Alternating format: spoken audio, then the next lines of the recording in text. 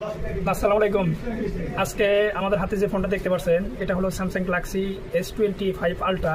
তো মোবাইলটা প্রবলেম হলো বাইরে থেকে নিয়ে এসেছে, যার কারণে বাংলাদেশে সিম কাজ করে না, অর্থাৎ এটাকে বলা চলে কান্ট্রি লক, বা যারা জানেন না ক্যারিয়ার লক বলেও পরিচিত। তো এটাকে আমরা কীভাবে আনলক করবো এই ভিডিওটা দেখলে আপনারা বুঝতে পারবেন।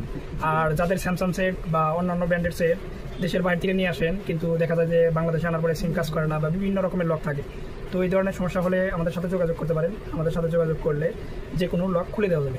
তো এই কান্ট্রি লক কোথায় বা কেমনে বুঝবেন, তো আপনারা যদি স্ক্রিনের দিকে খেয়াল করেন তাহলে দেখতে পারবেন। প্রথমে আমরা কানেকশন পয়েন্টে গেলাম, এরপর সিম কার্ড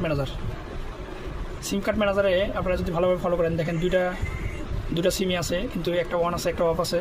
তো এটাকে যখন আমরা অন করে দিচ্ছি সেক্ষেত্রে দেখেন inter regulation unlock code, your phone is not allow to use this SIM card, অর্থাৎ আপনার এই সিমটা এই সেটের জন্য অ্যালাউ না। আর যদি অ্যালাউ দিতে হয় সেক্ষেত্রে রিজন লক যেটা আছে, যেটাকে কান্ট্রি লক বলা হয়, তো কান্ট্রি লক আনলক করতে হবে, তারপরে আপনার এটা কাজ করবে।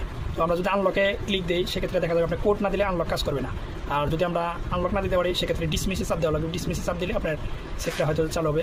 তো এই ধরনের যাদের সেট দেশের বাইরে থেকে আনার পরে কান্ট্রি লক দেখা দিয়েছে বা কোথাও খুলতে পারছেন না, তো আমাদের সাথে যোগাযোগ করতে পারেন। আমাদের সাথে যোগাযোগ করলে যে কোনো মোবাইলের কান্ট্রি লক, পিন লক, প্যাডাল লক সব ধরনের লকই খুলে দেওয়া যাবে। তো ভিডিওটা যদি ভালো লাগে অবশ্যই পেজটাকে ফলো দিয়ে পাশে থাকবেন। তো ধন্যবাদ সবাইকে।